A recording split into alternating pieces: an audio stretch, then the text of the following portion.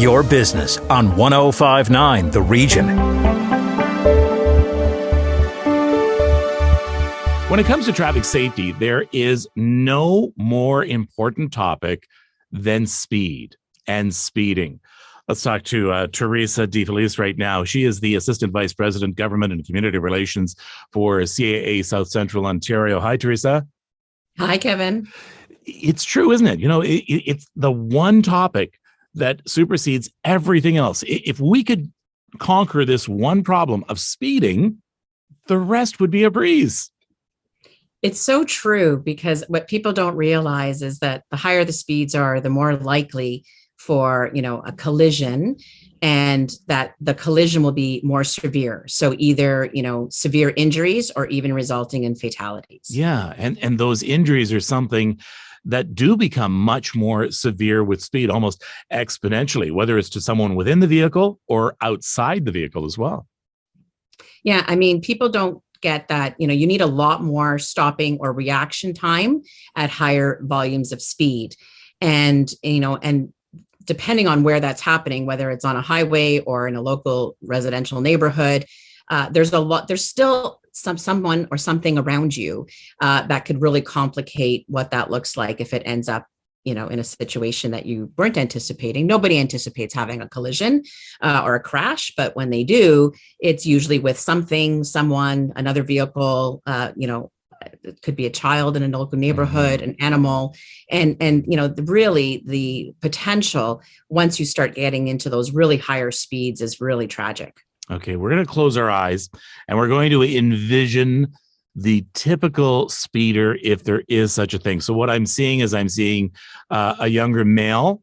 Is that too stereotyping?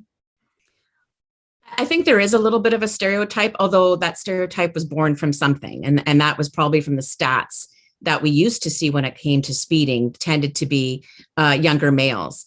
I think there's two things that are happening now. We're having a lot more women admit to speeding. In fact, in the survey we conducted last year, of the people who responded to the survey who admitted to speeding, 45% were male and 40% were female. So, I don't think it's typically just a male driver anymore.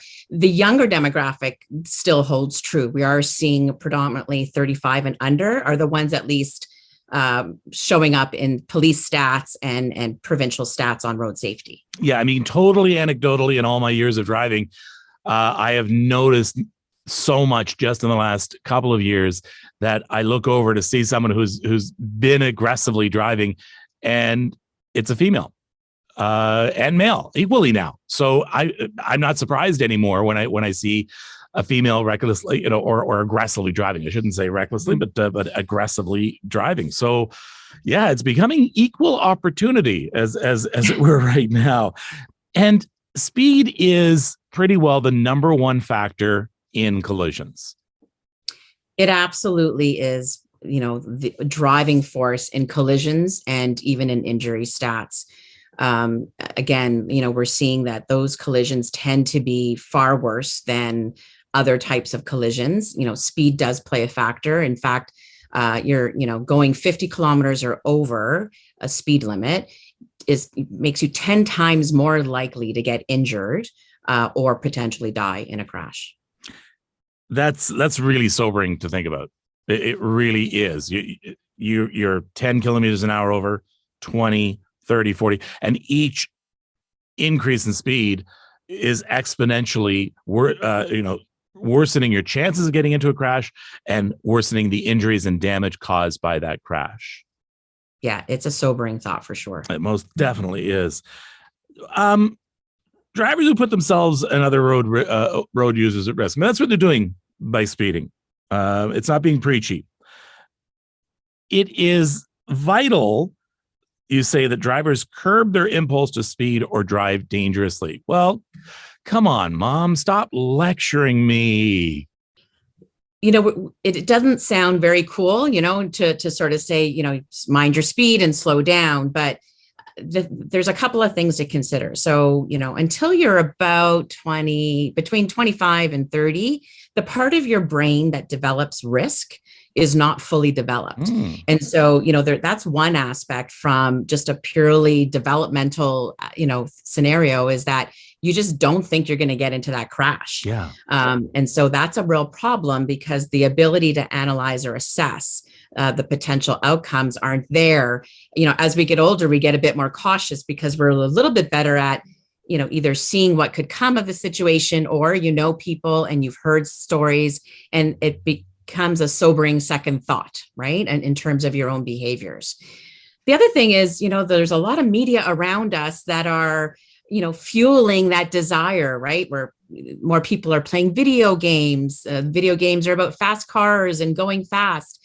Movies that come out, there are certain series that glorify sort of that, car racing lifestyle, that ability to maneuver your vehicle around all kinds of barriers, including the speed limit. So, there's a lot that's pumping people up to sort of say, oh, I've got the open road in front of me.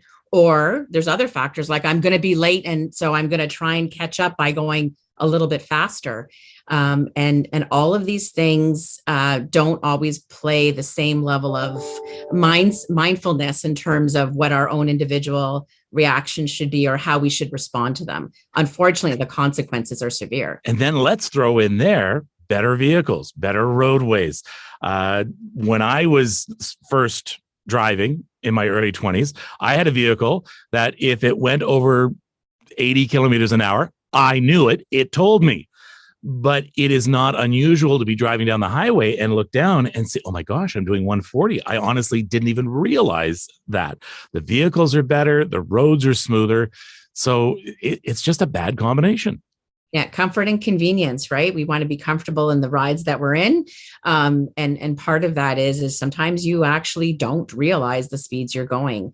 And there's been a lot, especially when you talk about speeding in sort of non-highway scenarios, there's been a lot of data that has resulted in changes to our roadways and speed limits.